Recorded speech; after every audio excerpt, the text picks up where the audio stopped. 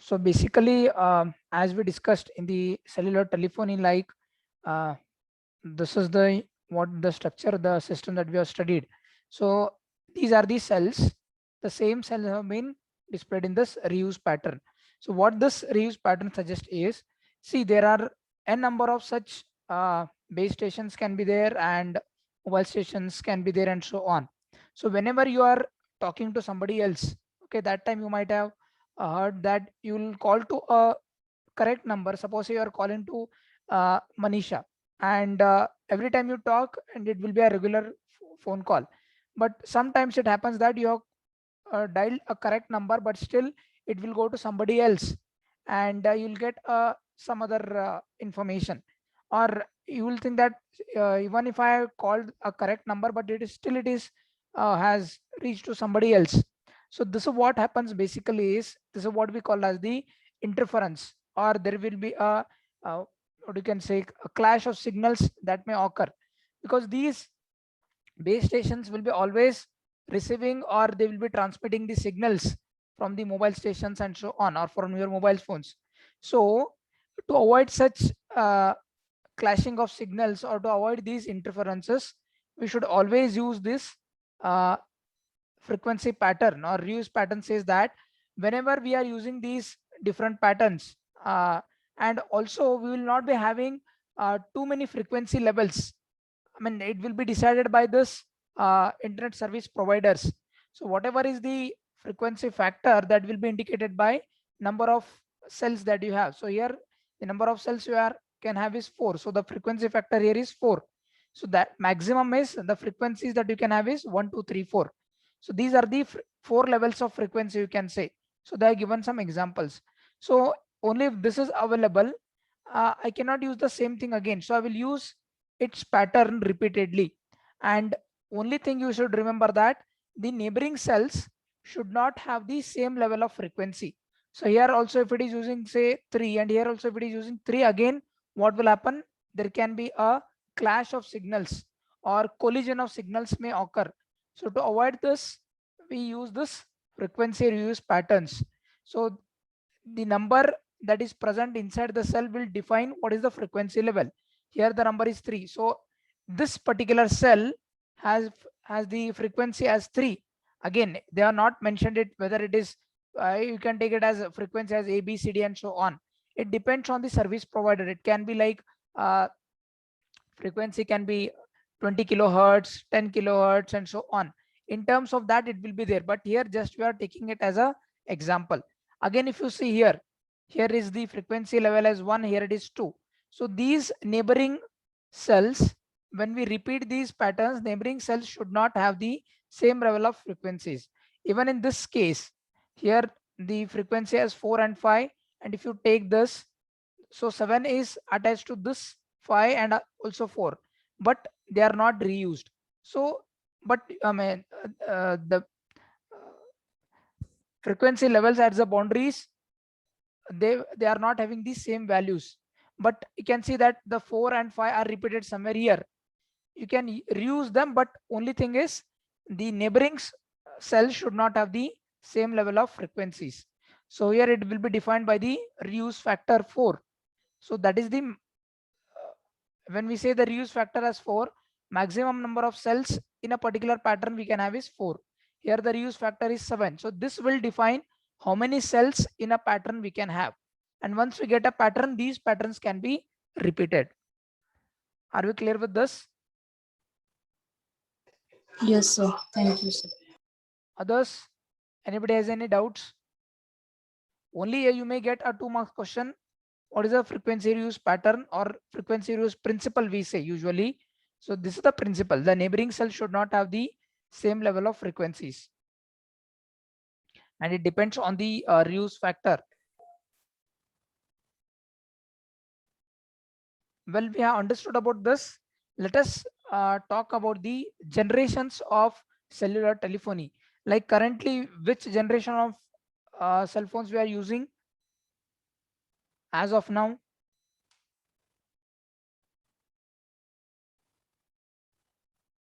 Yes, which generation of cell phones we are using currently? Fourth generation. So over the period of time, we have got different generations of cell phones, like what we called earlier 2G, 3G, 4G, 5G. These are the different generations of cellular telephony. So we are going to discuss about some brief history, or let us say that the characteristics of the generations of cellular telephony. So we are going to talk about the only three, because in the syllabus, as per the syllabus, we have three generations of cellular telephony, so that we will be discussing. So what we had in the first generation and what we had in the second generation, what were the characteristics of that, and so on, that we'll be discussing. So the first generation cellular telephony, these services were designed for voice communication. So it was meant for only the voice communication, like earlier telephones or a basic model of phones, if you remember, like 0011 and so on. So such kind of devices that we used, or before to that, we have the phones in terms of like cordless. It has got a big antenna in that type of phones that we had, or the cell phones we had, and it was meant only for the voice communication using analog signals. So the signals that they used in that generation or in that era was the analog signals. And they also used advanced mobile phone system, that is AMPS. So this was the technology that was used in the first generation, that is advanced mobile phone system. AMPS is an analog cellular phone system that uses the FDMA. That is, they use this AMPS with the FDMA. So what's this FDMA stands for? You have studied this, I guess. Frequency division multiple access. Okay, so this has been used, or this was used in the first generation. So the characteristics that you're going to remember is, it was only meant for the, or it provided the services only meant for the uh, voice communication using the analog signal. The first thing. And next, they used this uh, AMPS that was used, and it was, as we know that it is of analog signals. So the cellular system was used analog signals with the FDMA. So this technique was used in the first generation. So like you can see that this is the example of the uh, first generation using the AMPS. So they are given the bandwidth rate and so on other things. So this was the mobile stations, and forward communication from base to mobile, and reverse communication from mobile to base. So for all these are the different bandwidths that we have, like 30 kilohertz and so on. So these are the bandwidths that they are given. So for the reverse communication bandwidth, all this has been used, and you can see that they have used this FDMA technique here. This is all not required, but just an example I'm telling you about how these devices used, and you can see that 10 kbps and so on. So this was the range that they used in the first generation.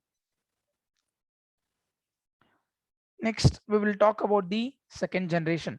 So in second generation, again, there was some new features was added to the cellular telephony, and these were the most important standards that they used.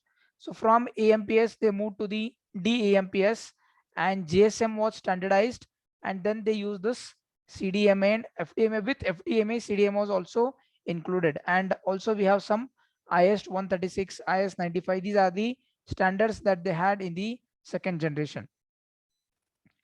So what they did in the second generation?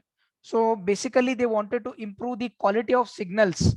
Okay, or to always, whenever we update from one generation to another generation, we always want to improve the signal strengths, or we always want to improve the communication. So to provide higher quality mobile voice communication, the second generation of the cellular phone or cellular telephony network was developed. So to provide the, or to improve the quality, it was basically designed, or it was mainly designed for the uh, digitized voice, digitized voice.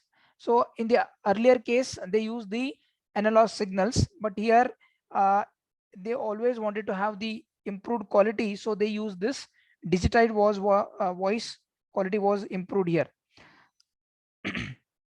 And they changed this AMPS, that is the advanced mobile phone system.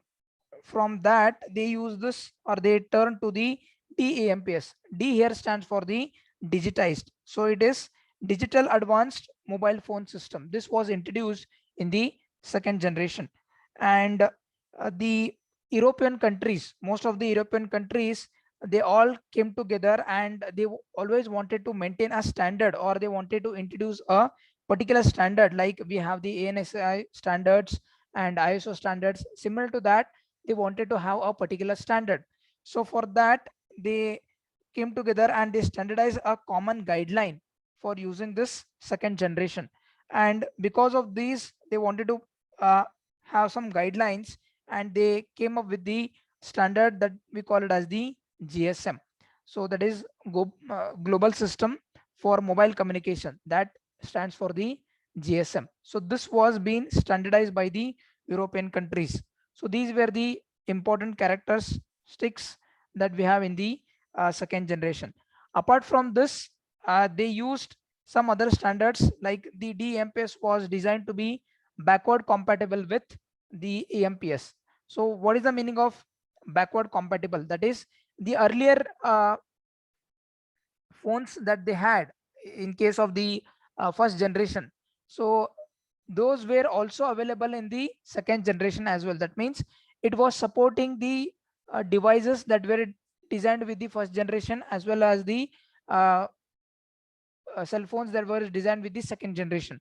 So this standard, that is the DAMPS, was able to or it was compatible with backward or we can say that it was backward compatible. That means the earlier devices can be also supported with this particular technology. And apart from the, also they had another standards like IS 136 or IS 25. So this here, the meaning of IS stands for the interim standard. So these were some of the standard that were introduced, and these generation mobile services were based on FDMA and TDMA. So and also they use this, some of the devices also use this CDMA as well. So these were the important characteristics of the second generation. So in a nutshell, what are the basic characteristics of second generation?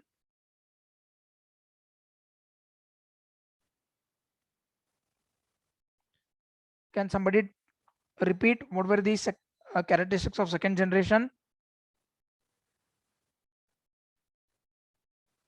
or what were the changes from first generation to second generation? The analog signal is converted into digital signals.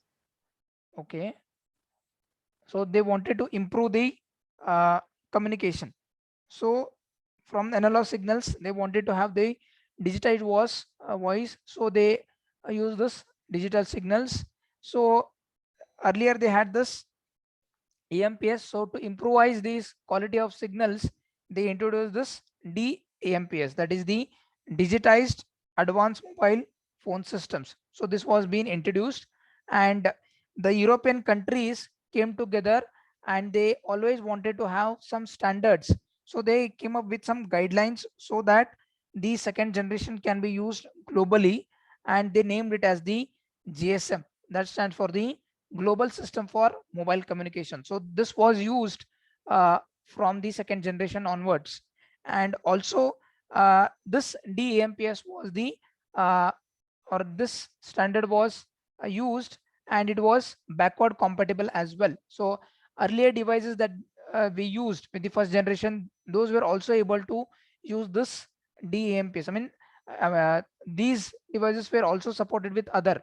For example, if I am using a first generation cell phone and somebody else is using a second generation cell phone, I can talk or I can communicate with both. I mean, we can communicate.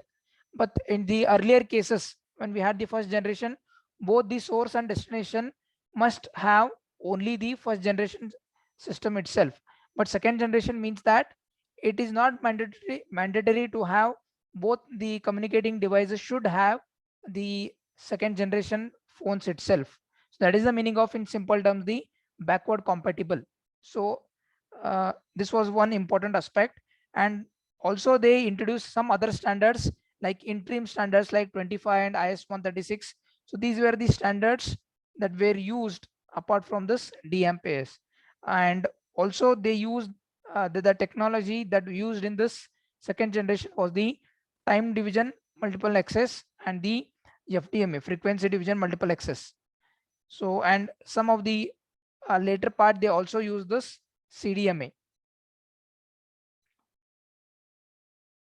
So the bandwidth and channels quality was improved, and we can see the band and their frequencies. So here you can say that it is a digitizer. So devices like digitizers was used. So, and we can see that TDMA, FDMA all together were used in case of the second generation. Are you all getting it? Yes, sir. Others? Yes, sir.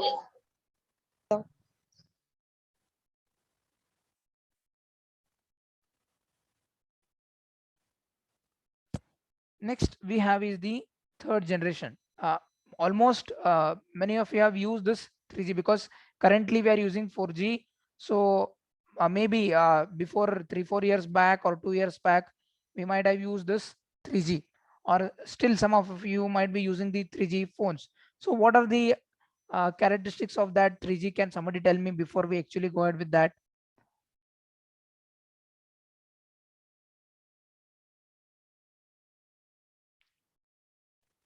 Is what we can use with 3G. When you compare your 10 years old cell phones with the 3-4 years back cell phones, what is the major change in that? Have you used 3G phones or no smartphones, or at least from your parents or from your seniors, you might have used the might have come across the 3G phones. So what is the major change in the 3G phone cell phones? Slow network and fast network. Just compare the second generation. Did we have the, we didn't have any communication, or internet concept was not introduced in the second generation, but there was a major change globally in entire world when they introduced this third generation cell phones. Because with the third generation it was all about like in the second generation, maximum communication that we can have is the Bluetooth services. But apart from that, like we can have in our laptops or our computer systems, we can like have internet. So that internet was also introduced in the third generation. So we can say that the main goal of third generation cellular telephony is to provide universal personal communication. So universal globally wanted to have a communication system, so that was introduced in the third generation. So the third generation was basically it was a combination of different technologies to provide variety of services. It was not only meant for the voice communication, it was meant for, apart from this, it was meant for some other types of services as well. So these are the some of the characteristics that we can have with related to the third generation. So third generation cell phones were basically designed for the or to support digital voice as well as the data communication. So this was the major important thing. So it was meant not only for the internet purpose, but it was digital voice as well as the data communication. And it used some other standards like IMT 2000 that we called as the internet mobile communication transmission. So you can note down this standard that we call it as the IMT 2000. So that is the internet mobile communication transmission. Internet mobile communication transmission. So this standard was used in the third generation, and the most important features was the access to the internet. So voice quality comparable to that of the existing public telephone was improved, and the data rate of 144 kbps for accessing in a moving vehicle, 384 kbps for access as the user walks, pedestrians, and 2 mbps for the stationary user at office or home. So these were the improved qualities that we can have in the third generation, and also it's supported for the packet switched and circuit switched data services very used in the third generation, and a bandwidth or a band or a channel of 2 gigahertz speed was also introduced in the third generation. So if you compare the earlier generation, it was much improvised version of the earlier two generations, and the most important thing was it gave a platform, or it provided an interface for the internet so that we can access different types of services.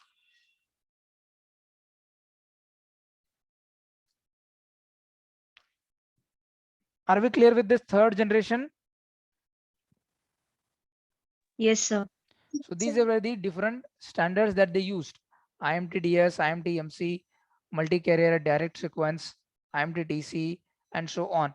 So all these different types of techniques that were we introduced in the third generation. We can say that it is a combination of multiple techniques, or it is a combination of multiple technologies, so that we can access variety of services. So we from this age onwards, or from this particular era onwards, we started using the smartphones for a variety of applications, like sending of emails and other services and so on. So these were most introduced in the third generation.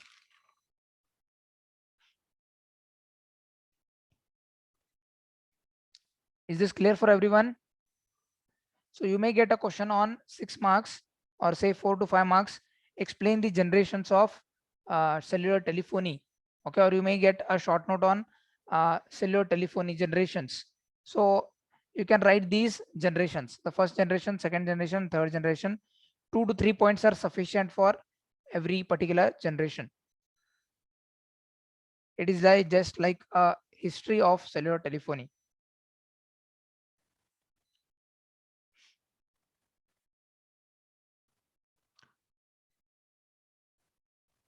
So anybody has any doubts? Shall we go ahead? Yes.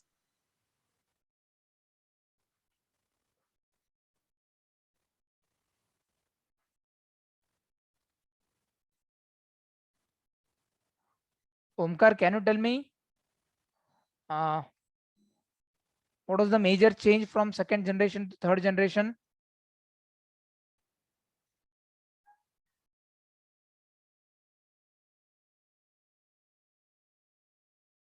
Omkar Patil.